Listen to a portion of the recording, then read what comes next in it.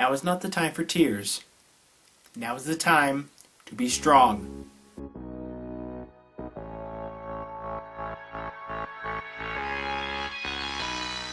Alright everybody, first of all I want to thank you guys for giving me this extra day to kind of get my thoughts together. This has been a pretty busy week for me, so having this extra day has really helped me out. But you don't really care about that, do you? Alrighty then. Episode 16 of RWBY. This is the official end of Season 1, Volume 1, whatever you want to call it. Volume 1 of Season 1, maybe. Anyway, we know that it's the end, and that now there aren't going to be any for a while. Fight back to tears, people. We're going to be okay. In this episode, we finally learn what the White Fang is all about. So, back in the past, Faunus and humans fought each other, just like things always do if two peoples are different. But then they reached an agreement, and it is said that the White Fang were supposed to be like the mediators of both the Faunus and the humans. So they were like the arbiter of both sides. If you're not sure what arbiter means, look it up in the dictionary, because I love that word. I love that word. Yes. Bah. Yet, even though they were supposed to be the arbiter peacekeepers of both of the Faunus to the humans, since the Faunus, I need to get that down, were continued to being discriminated against and basically put down, the White Fang rose up to kind of be the civil rights activists of the Faunus people. They had like protests and boycotts and stuff like that. But up till recent years, 5 years ago, the former White Fang leader stepped down and a new one rose, who wanted to be more violent and more aggressive with their tactics. Now, is this leader Adam? That's the question that I'm asking. I'm not sure. Maybe he is, maybe he isn't.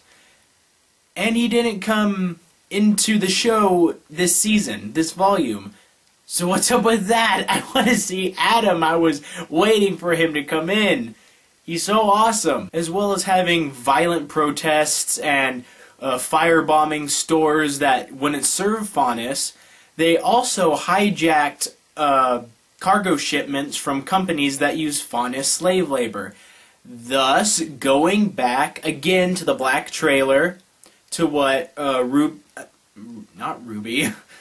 Blake, to what Blake and Adam were doing. They were hijacking the Schnee Dust Company's shipment of dust. And that, of course, entails that the Schnee Dust Company does, in fact, use Faunus slave labor, if you will. And it's due to the extremist and violent nature of the new White Fang leader's actions that Blake then left the White Fang, because she explains to Sun Wukong that she is no longer a part of the White Fang. One of my favorite things about this episode was when we got to see Sun Wukong totally come in and blow everybody away with his awesome fighting style. Now, I know you people left in the comments of the previous episode that Sun Wukong is actually the Monkey King. And I knew that in the back of my mind because the name did sound familiar. I knew the name, but I didn't know what it was connected to. And then Monkey King, duh, makes sense, stupid Jacob strikes again. And like the Monkey King, he uses a staff as a weapon. And it's awesome. It's like a giant 6-foot-long bow staff. You've seen it in the episode. And it breaks apart into nunchuck lever action pistol shotgun things. The farther we get in the RWBY, the more intense and awesome the weapons get. I love it. It's amazing. Also in this episode, we see the return of Roman Torchwick. And one of my theories was correct in the fact that he was using the White Fang as his henchmen to steal dust. Now, the White Fang were probably working with Roman Torchwick in order to make a stand against the humans again for rights and things like that. Yet Roman Torchwick is probably just using the White Fang once again as a scapegoat, or just labor, false, you know, oh yes, I'm gonna help you in the future, fingers crossed. Because it's obvious that Roman Torchwick doesn't like the White Fang due to the fact that he calls them mutts and animals and stuff like that. And in the fight with Roman Torchwick that Sung Wukong and Blake have, we get to see Blake's true power, how she's able to use her intense speed to phase in and out of people's sight. And you know what it looks like in the show, how she leaves a shadow of herself where she used to be.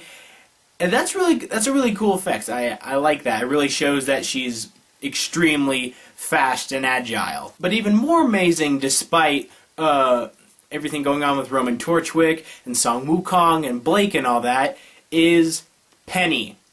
We get to figure out what exactly Penny is. My theory, she's a freaking cyborg. Or something like that. I mean, due to the fact that swords came out of her back, levitated around her, she was able to fire a giant particle beam cannon that cut airships in half, and she was able to pull down one of the said airships with just her bodily strength. Yeah, she's like a cyborg, superhuman, something like that. Adding to the whole cyborg theory, Penny may actually be a living weapon, much like the character Eve is in the anime Black Cat. And if you've seen Black Cat, there's this character named Eve. She's a young girl who is actually a living weapon infused with nanobots that enables her to just have amazing powers and such. And this idea that she is a cyborg living weapon type deal would explain the awkwardness around people and her just weird personality, due to the fact that she probably hasn't been around normal people ever in her life. Because at the end of the episode, Penny is driven away in a fancy car limo type deal. So obviously she's either from a rich family, some sort of rich benefactors that have constructed her as a living weapon, or some sort of company that treats her as a daughter figure, yet she's also a cyborg weapon deal. Once again, that's one of the big questions that was left with me at the end of this volume. I was just all like, eh. And then in the end, Weiss and Blake settle their differences and Team RWBY is back together. Happy face, it ends on a happy note.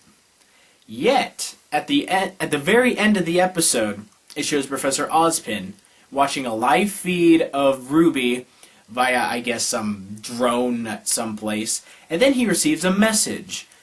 Now, I'm not quite sure about who the message is from, but it looks like it's from somebody called Crow.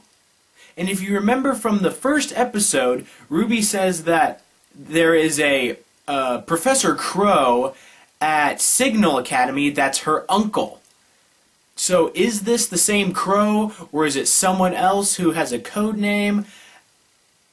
It almost looks like the C is maybe a Q, maybe it is a Q and it's still pronounced Crow, I'm not sure, but anyway, his message is, Queen has pawns.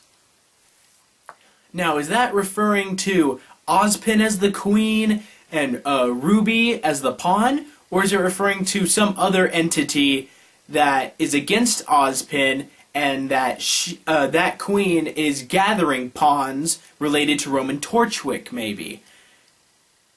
And after that, at the very end of this at the episode, if you watch through the credits, as I did, because obviously there's something after the credits. Don't you watch Marvel movies? Anyway, I watched through the credits and I saw at the very end there was a character named Cinder.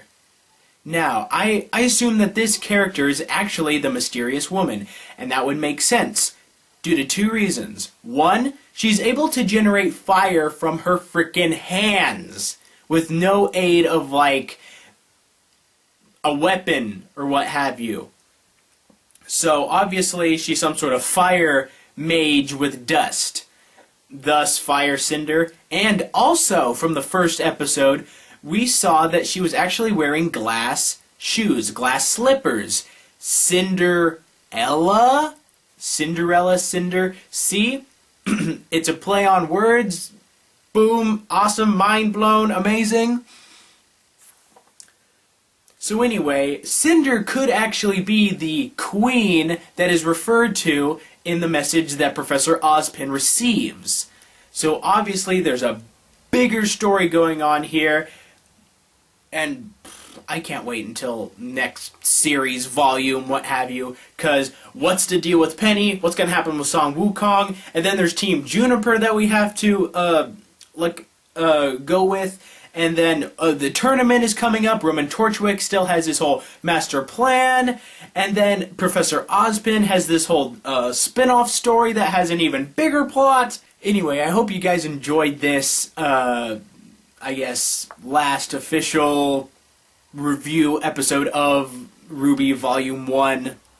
I'm going to be doing a last feedback video next week. So, you have any more ideas, conspiracy theories, comments, whatever, put them in the comments below or personal message me if you want. And I'll be sure to read all of them, get all those together, and make another feedback video for you guys. Also, something else I want to give to you guys. Prepare for homework. Okay, during the credits, a song is sung by Casey Lee Williams, and I just think it's a very beautiful song. I love it. I nearly cried when I heard it, once I really started listening to it.